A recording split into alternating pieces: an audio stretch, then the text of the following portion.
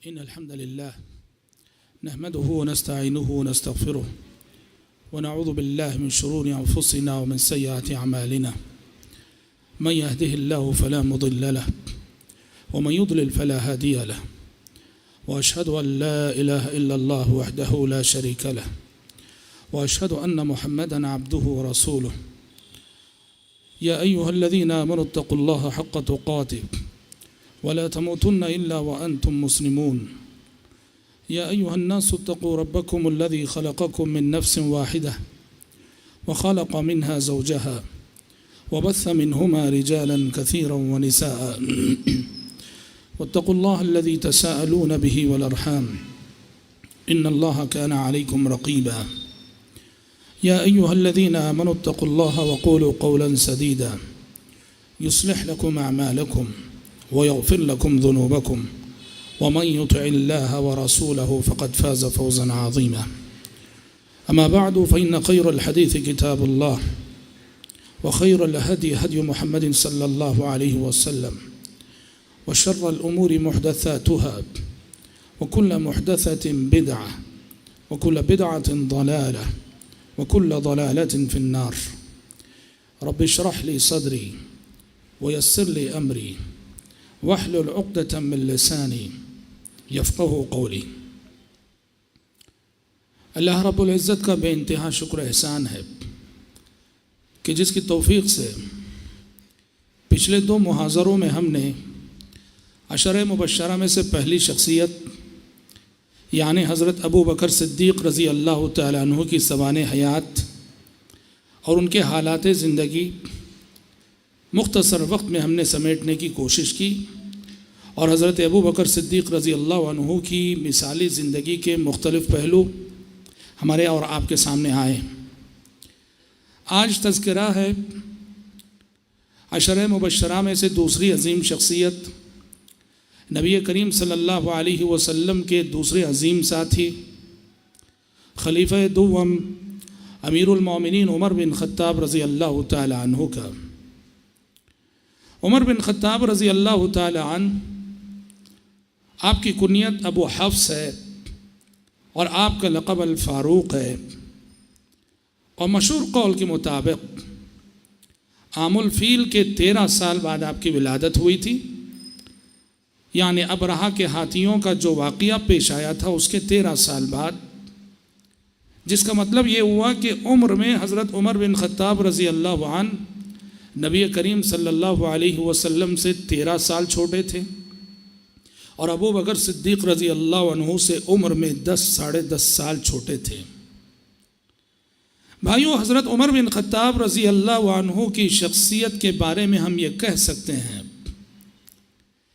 कि प्यारे नबी सल्लल्लाहु अलैहि वसल्लम ने इन्हें अल्लाह से मांग कर हासिल किया था। उमर बिन ख़त्ताब रज़ी अल्लाह अन्हु का शुमार मक्के की बाअसर शख्सियात में होता था। मक्के में बड़ा असर व रसूख रखते थे उमर बिन ख़त्ताब रज़ी अल्लाह अन्हु, और इसी असर व रसूख की बिना कबूल इस्लाम से पहले हज़रत उमर बिन ख़त्ताब रज़ी अल्लाह अन्हु का शुमार नबी करीम सल्लल्लाहु अलैहि वसल्लम के मुखालिफीन में सर फहरिस्त होता था। न सिर्फ हज़रत उमर शुरू में इस्लाम की मुखालफत कर रहे थे, बल्कि इस्लाम लाने वालों को सताने और इस्लाम लाने वालों को तकलीफ़ देने में भी शुरू में हज़रत उमर का नाम आया करता था। आपको मालूम है कि वो मशहूर लौंडी जो ज़ुनैरा रज़ी अल्लाह अन्हा के नाम से जानी जाती हैं या ज़िन्नीरा के नाम से जानी जाती हैं, इनके ईमान लाने की वजह से हज़रत उमर बिन ख़त्ताब रज़ी अल्लाह अन्हु ने इन पर कितने सितम ढाए थे, इतना मारते थे कि मारते मारते हज़रत उमर थक जाते, पर यह लौंडी ना थकती। कहते कि ज़रा दम ले लो और फिर मारूंगा। मक्के में जब हालात मुसलमानों के हक़ में बहुत ज़्यादा तंग हो गए, मुसलमानों के लिए मक्की ज़िंदगी में चैलेंजेस बहुत बढ़ गए, प्यारे नबी सल्लल्लाहु अलैहि वसल्लम और सहाबा किराम रिज़वानुल्लाहि अलैहिम अजमाइन को मक्के में बहुत ज़्यादा सताया जाने लगा, परेशान किया जाने लगा। तो इस वक्त ज़रूरत थी इस्लाम को एक गैबी मदद की, इस वक्त ज़रूरत थी इस्लाम को रब की गैबी तायीद की। चुनांचे हालात की नज़ाकत को देखते हुए, हालात की नज़ाकत को देखते हुए प्यारे नबी सल्लल्लाहु अलैहि वसल्लम ने अल्लाह ताला से ख़ास तौर पर दुआ की। प्यारे नबी ने दुआ की कि परवरदिगारा, ये मक्के की दो अजीम शख्सियतें हैं, एक है उमर बिन ख़त्ताब और एक है अबू जहल बिन हिशाम। परवरदिगारा, आज ये मुखालिफिन इस्लाम में से हैं, मुसलमानों को सताने वालों में से हैं। परवरदिगारा, इन दोनों में से जो तेरे नज़दीक महबूब है उसे इस्लाम लाने की हिदायत दे दे और तौफीक दे दे। इस दुआए नबवी का नतीजा था, इस दुआए नबवी का करिश्मा था कि उमर बिन ख़त्ताब रज़ी अल्लाह अन्हु का दिल बदला, उनका मिजाज बदला। और उमर बिन ख़त्ताब जो कभी शिर्क में थे, मुशरिकीन की सफ़ में थे और मुसलमानों को सताने वालों की सफ़ में थे, इस दुआए नबवी के बाद उमर बिन ख़त्ताब रज़ी अल्लाह अन्हु का दिल इस्लाम के लिए खुल गया और उनके कबूल इस्लाम का एक बुनियादी सबब है प्यारे नबी की दुआ। प्यारे नबी की दुआ हज़रत उमर बिन ख़त्ताब रज़ी अल्लाह अन्हु के कबूल इस्लाम का बुनियादी सबब है। यह और बात है कि इस्लाम कबूल करने से पहले भी हज़रत उमर के साथ ऐसे कुछ वाक़ियात हुए थे जिन वाक़ियात ने उनको, उनके दिल को मुतासिर किया था और इस्लाम से करीब किया था। जिनमें से एक वाक़िया ये बताया जाता है कि एक मरतबा अल्लाह के नबी सल्लल्लाहु अलैहि वसल्लम खाने काबा में कुरान पढ़ रहे थे, तिलावत कर रहे थे। उमर बिन ख़त्ताब रज़ी अल्लाह अन्हु सुन रहे थे, दुश्मन थे, अभी ईमान नहीं लाए थे, तब की बात है। प्यारे नबी सूरह हाक़ा पढ़ रहे थे, अल हाक़्क़तु मल हाक़्क़ा वमा अदराका मल हाक़्क़ा कज़्ज़बत समूद व आद बिल क़ारिआ फ़अम्मा समूद फ़अहलिकू बित्ताग़िया व अम्मा आद फ़अहलिकू बिरीहिन सरसरिन आतिया। सूरह हाक़ा का उसलूब, सूरह हाक़ा की आयतें, सूरह हाक़ा के मज़ामीन और सूरह हाक़ा में जो बातें अल्लाह ताला ने जिस अंदाज में पेश की हैं वो डायरेक्ट इंसान के दिल को छूने वाली। हज़रत उमर के कानों से जब ये तिलावत टकराई, हज़रत उमर ने महसूस किया कि उनका दिल मुतासिर हो रहा है, लेकिन फिर भी चूँकि दुश्मन थे, मुखालिफ थे, अपने आप को उन्होंने तसल्ली देते हुए कहा कि क्यों मुतासिर हो रहे हो, ये मोहम्मद जो कुछ पढ़ रहे हैं ये जादू है, ये शायरी है। पहले तो उन्होंने कहा ये तो शायरी है। जैसे ही वो कह रहे थे, उन्होंने कहा अपने आप से कि ये शायरी है, प्यारे नबी पढ़ते रहे और सूरह हाक़ा की आयत आ गई, वमा हुवा बिक़ौली शायर, ये किसी शायर का कलाम नहीं है। क़लीलन मा तुमिनून, बहुत कम तुम ईमान लाते हो। हज़रत उमर को ताज्जुब हुआ कि मैं सोच रहा था कि ये शायर का कलाम है और वो जवाब उधर से मुझे मिल रहा है कि वमा हुआ बिक़ौली शायर, ये किसी शायर का कलाम नहीं। हज़रत उमर ने दिल ही दिल में कहा, तब तो इसका मतलब ये किसी जादूगर और काहिन का कलाम है। जैसे ही हज़रत उमर ने ये सोचा कि ये काहिन का कलाम है, प्यारे नबी ने ये आयत पढ़ी, वला बिक़ौली काहिन, और ये कुरान किसी काहिन का भी कलाम नहीं। उमर हैरान रह गए, उनके दिल में ये सवाल पैदा हुआ, ये ना शायरी है और ना काहिन का कलाम है, तो फिर है क्या? प्यारे नबी ने वो आयत पढ़ी, तंज़ीलुम मिर रब्बिल आलमीन, ये अल्लाह की जानिब से उतारी गई किताब है। ऐसे कुछ वाक़ियात हुए थे जिन्होंने हज़रत उमर को मुतासिर ज़रूर किया था, पर वो इस्लाम नहीं लाए थे। लेकिन अगर हज़रत उमर फ़ारूक रज़ी अल्लाह ताला अन्हु के कबूल इस्लाम का कोई बुनियादी सबब अगर हम देखते हैं, वो प्यारे नबी की दुआ थी। पता चला कि हम लोगों की हिदायत के सिलसिले में कोशिश करते हैं, मेहनत करते हैं, कोशिश और मेहनत के साथ साथ कभी दुआ भी कर देना चाहिए कि परवरदिगारा इस बंदे को हिदायत देते। हालांकि देखिए, उमर फ़ारूक रज़ी अल्लाह अन्हु का इस्लाम लाना, हज़रत उमर का कबूल इस्लाम बज़ाहिर एक नाकाबिल यकीन और नाकाबिल तसव्वुर वाक़िया था, हज़रत उमर ने इस्लाम लाने से पहले आप सल्लल्लाहु अलैहि वसल्लम की जिस मुखालफत और जिस दुश्मनी का सबूत दिया था उसको सामने रखते हुए मक्के का कोई मुसलमान ये सोच भी नहीं सकता था कि उमर भी किसी दिन मुसलमान हो, सोच भी नहीं सकता था। और उसका तज़किरा सीरत के इस वाक़े से जो है, इसका तसव्वुर आप सीरत के इस वाक़े से कीजिए कि जब मक्के में हालात तंग होने लगे मुसलमानों के और मुसलमान हबशा जाने लगे, हिजरत करने लगे मक्के से, तो एक मियाँ बीवी हिजरत कर रहे थे, लैला और आमिर। लैला जो है सहाबिया का नाम है रज़ी अल्लाह अन्हा, आमिर उनके शोहर थे रज़ी अल्लाह अन्हु। ये दोनों हिजरत कर रहे थे और जब जा रहे थे तो सामने से हज़रत उमर आ गए, जब अभी मुसलमान नहीं हुए थे तब का वाक़िया है। उमर ने पूछा कहाँ जा रहे हो? इन्होंने कहा कि उमर, तुमने हमें यहाँ आज़ादी के साथ अल्लाह की इबादत करने नहीं दिया, लिहाजा हम इस शहर मक्का को छोड़कर किसी ऐसे इलाके और किसी ऐसे शहर में जाना चाहते हैं जहां हम पूरी आज़ादी के साथ अपने रब की इबादत कर सकें।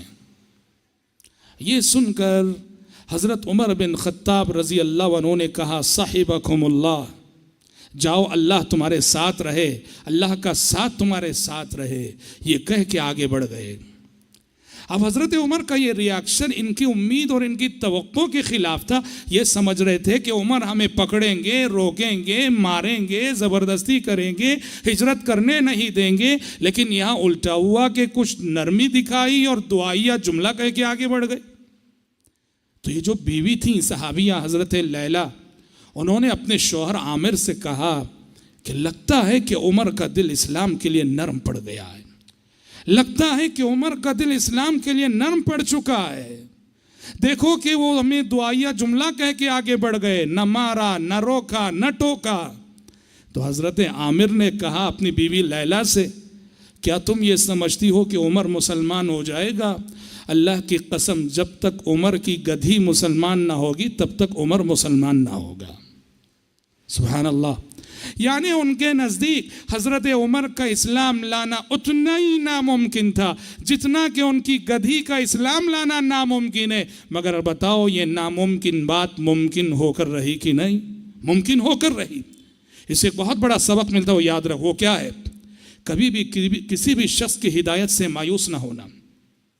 वो कितना बड़ा गुमराह क्यों ना हो, कितना बड़ा सफ़ाक क्यों ना हो, कितना बड़ा सरकश क्यों ना हो, कितना वो बिगड़ा हुआ इंसान क्यों ना हो, कभी किसी इंसान की हिदायत से मायूस ना होना, मेहनत करना, कोशिश करना हमारे तसव्वुर के ख़िलाफ़, हमारे यकीन के ख़िलाफ़। दावत व तबलीग के मैदान में रब्बुल आलमीन हैरत अंगेज़ करिश्मे दिखाता है। तो इस तरह उमर बिन ख़त्ताब रज़ी अल्लाह अन्हु के बारे में हम ये कह सकते हैं कि अल्लाह के नबी सल्लल्लाहु अलैहि वसल्लम ने इस शख्सियत को मांग कर हासिल किया था। और सुभान अल्लाह, ये क्या इस्लाम लाए कि इनके इस एक शख्सियत के इस्लाम लाने से मक्के में जो कुफ़ार और मुशरिकीन और मुसलमानों का जो तवाज़ुन था वो बिल्कुल बराबर हो गया, दोनों लेवल हो गए।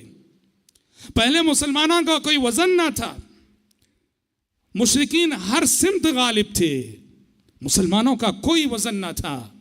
लेकिन एक उमर के इस्लाम लाने से, एक उमर के इस्लाम लाने से ये सबक देखो कि किसी भी समाज और सोसाइटी में जो बाअसर शख्सियत होती है, असर और रसूख रखने वाला आदमी होता है, वो अगर हक पर आ जाए, हिदायत पर आ जाए तो हक को कितनी बड़ी ताकत मिलती है।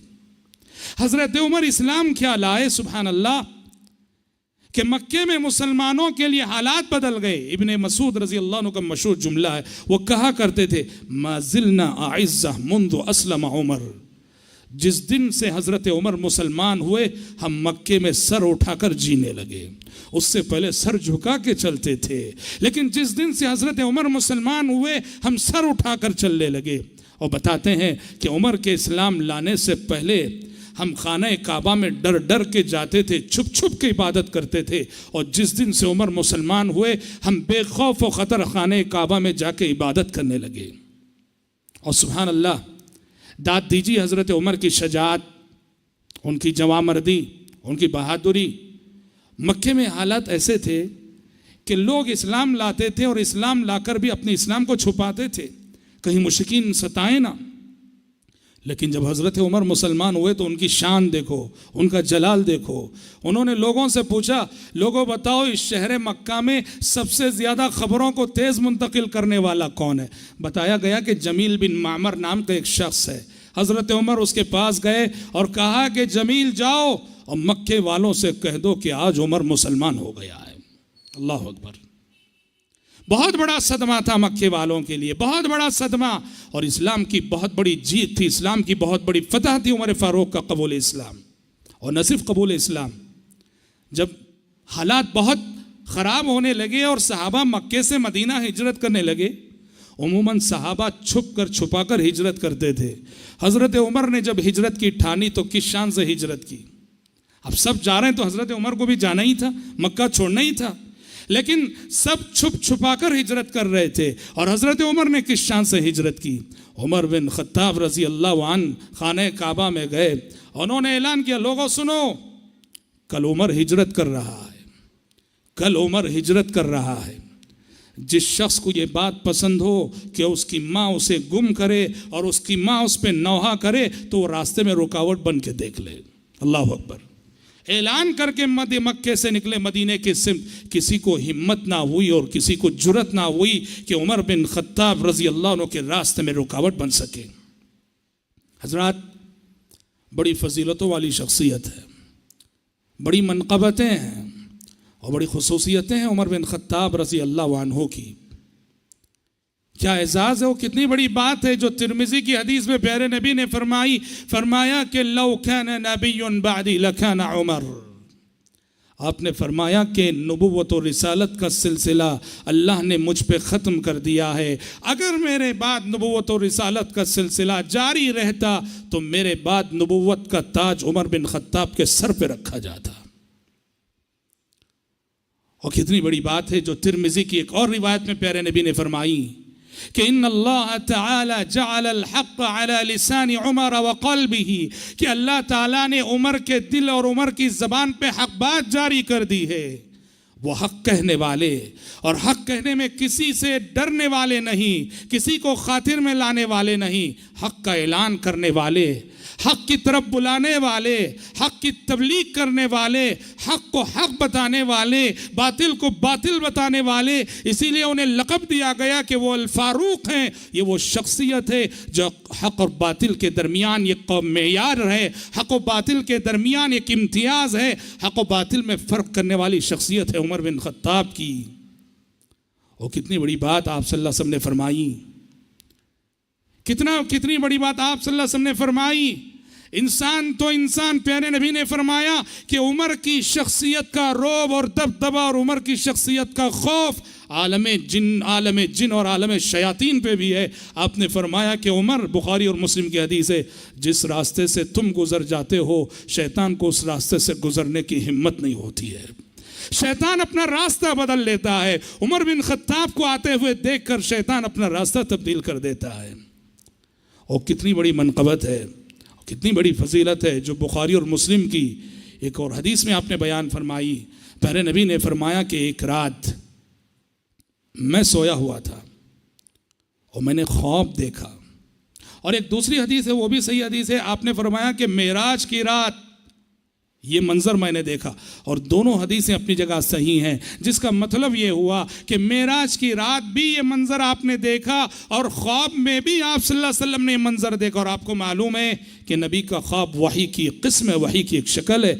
आपने फरमाया कि मैं सोया हुआ था, अल्लाह ताला ने नींद में मुझे जन्नत की सैर कराई, अल्लाह ताला ने मुझे नींद में जन्नत की सैर कराई और मैंने देखा कि जन्नत में खूबसूरत महल है, बड़ा ही खूबसूरत महल। मैंने फरिश्तों से पूछा, जिब्रील मीकाइल जो मेरे साथ थे उनसे पूछा कि ये किसका महल है? उन्होंने कहा कि ये उमर बिन खत्ताब का महल है। फिर ये सब आप सल्लल्लाहु अलैहि वसल्लम किससे बयान कर रहे हैं? उमर बिन खत्ताब से बयान कर रहे हैं। कहा कि जब मैंने सुना कि उमर बिन खत्ताब का महल है, मैंने दाखिल होने का इरादा किया। और दाखिल होने का इरादा क्या किया था? देखा कि महल के बाजू एक खातून बैठी हुई वजू कर रही है। मैंने फरिश्तों से पूछा, ये खातून कौन है? फरिश्तों ने कहा कि ये उमर की बीवी है। कहा कि उमर, जैसे ही मैंने सुना कि वो तुम्हारी बीवी है, मैंने अंदर जाने का इरादा तर्क कर दिया, वापस आ गया, इसलिए कि मुझे तुम्हारी गीरत याद आ गई। अल्लाह अकबर, मुझे तुम्हारी गीरत याद आ गई। हज़रत उमर फारूक रज़ी अल्लाह अन्हु रो पड़े और कहने लगे, अलैका उगारु या रसूल अल्लाह, अल्लाह के नबी, मेरा जज्बे गीरत बीवी को लेकर दूसरों के सिलसिले में जाग सकता है, मगर आपके सिलसिले में भी मेरा जज्बे गीरत जागे, ऐसा नहीं होगा। अल्लाह